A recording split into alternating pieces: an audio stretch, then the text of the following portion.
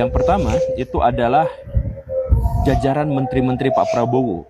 Ternak Mulyono yang kedua itu adalah kelompok-kelompok di belakang partai politik. Bukan partai politiknya, tetapi di belakang partai politik. Jadi kemudian Ternak Mulyono yang ketiga, yang berikutnya itu adalah kekuatan dari partai-partai politik yang diduga oleh masyarakat sebagai antek dari Pak Jokowi. Yang paling populer dan yang paling sering kita dengar itu adalah PSI.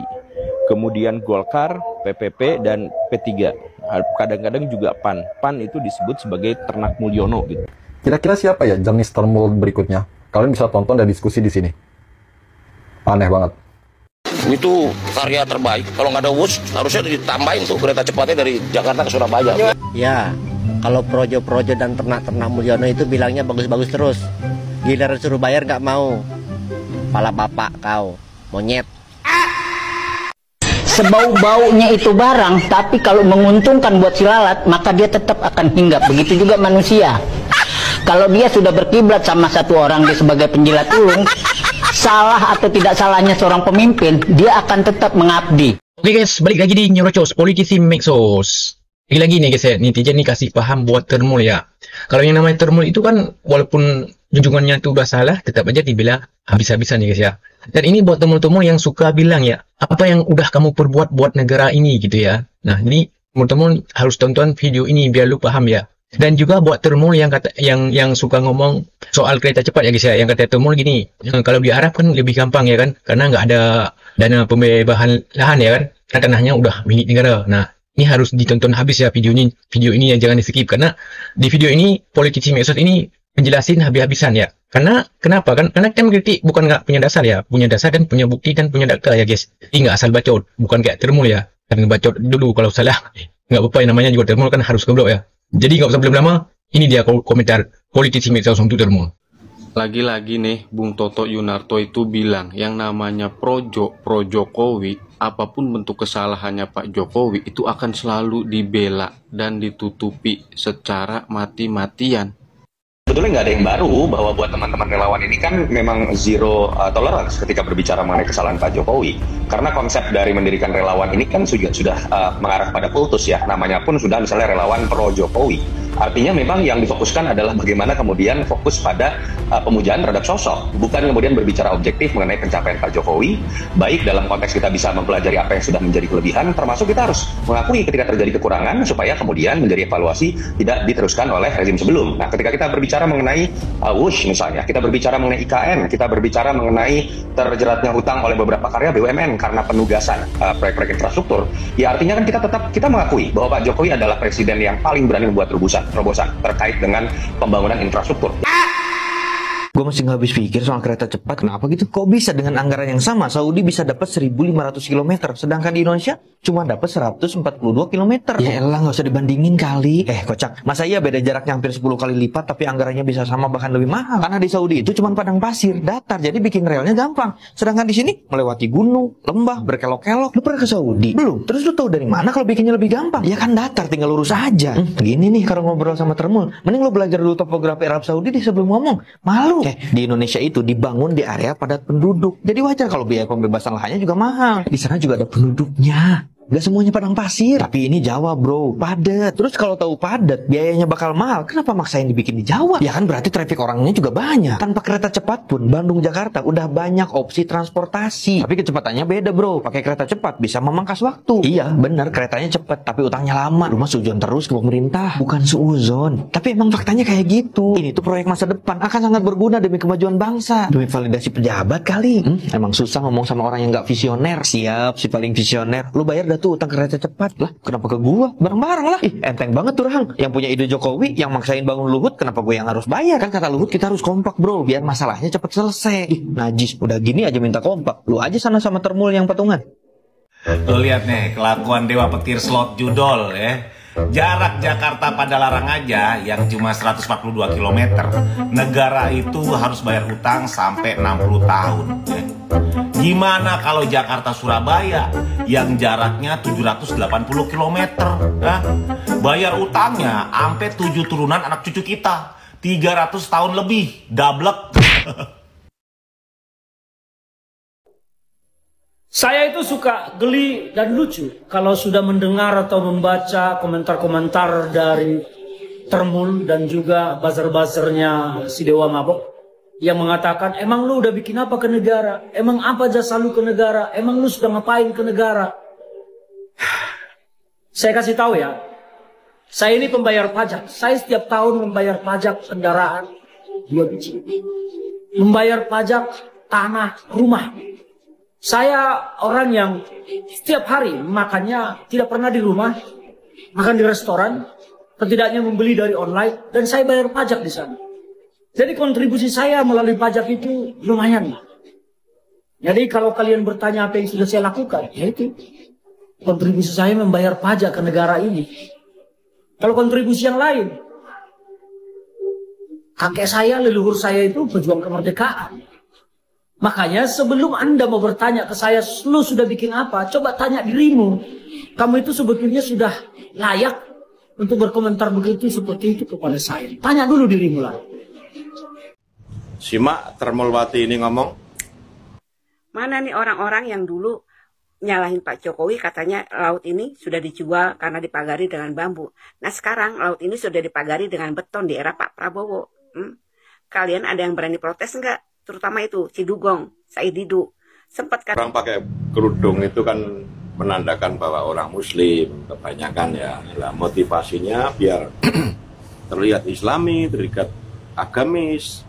Lah ini orang yang di belakang yang videonya saya sisipkan, motivasinya pakai kerudung ya enggak tahu, tanya sendiri. Mungkin karena ketombean, apa karena korengan. Karena dari gaya bicaranya itu tidak mencerminkan orang yang pernah belajar agama tuh. Dia kan ngomong, waktu dipagari bambu ada teriak-teriak zaman Jokowi. Terus sekarang zaman Prabowo di beton pada diem aja. Termul bodoh. Lanjutin ya.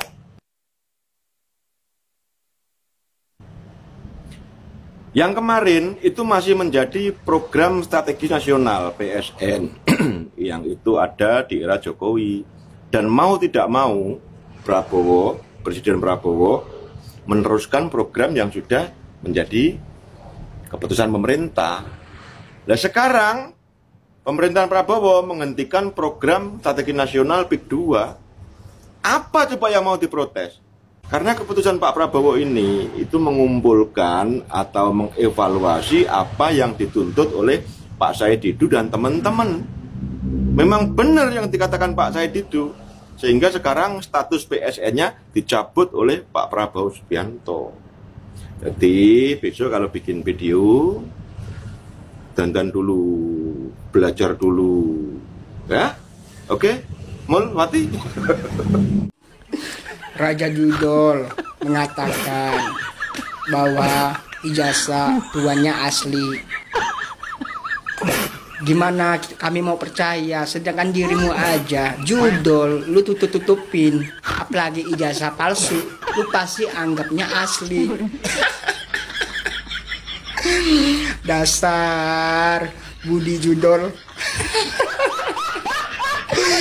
Kalau sama kami yang punya akal sehat nggak akan pernah percaya, tapi kalau sama ternak-ternak dan sekumpulan kalian pasti itu percaya.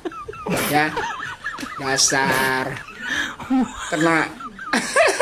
Coba perhatikan kelakuan si pengangguran berat ini, kawan-kawan.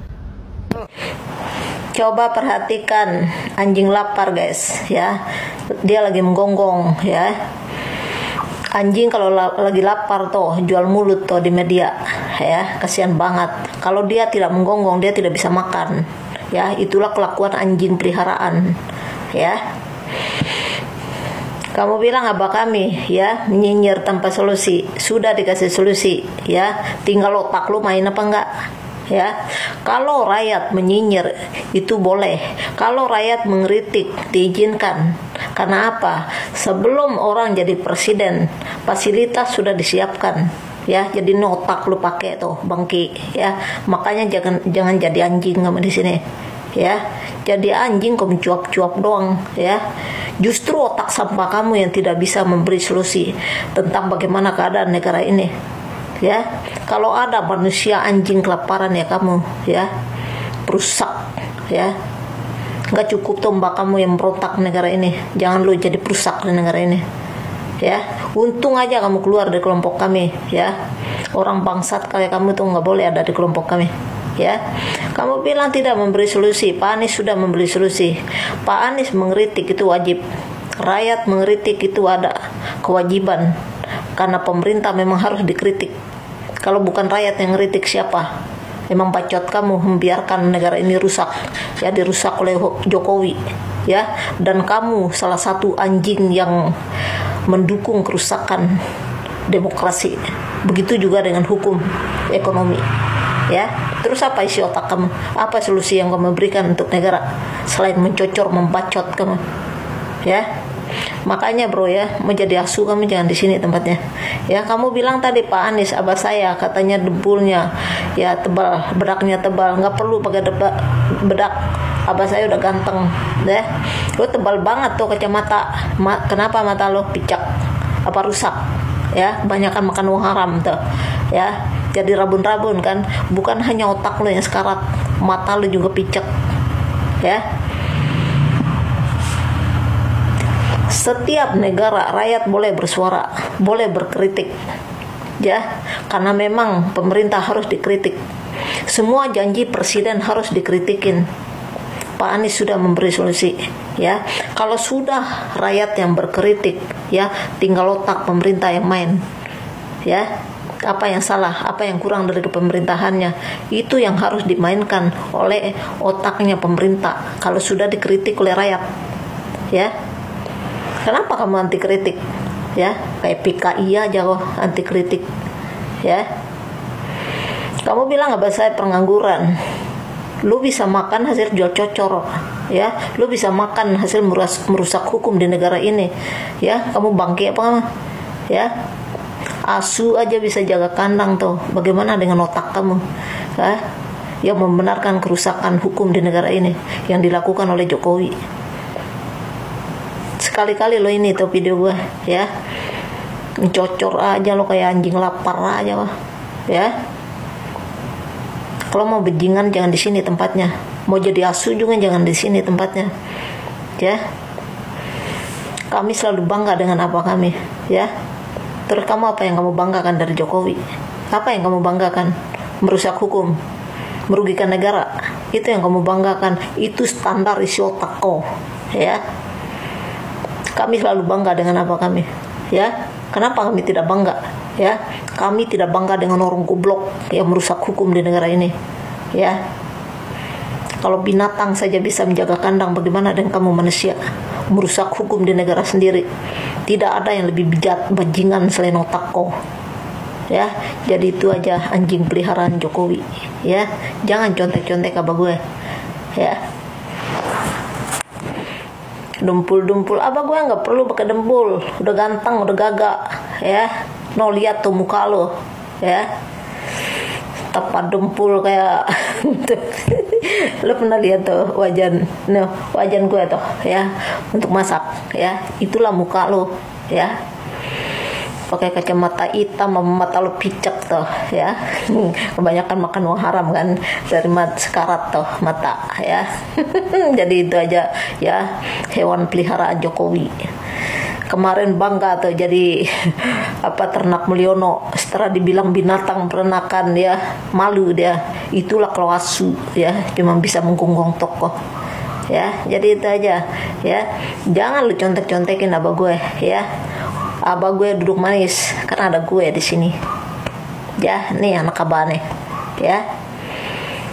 Soal otak lu cuma jempol kaki gue, ya. Jadi lu ingat itu baik-baik.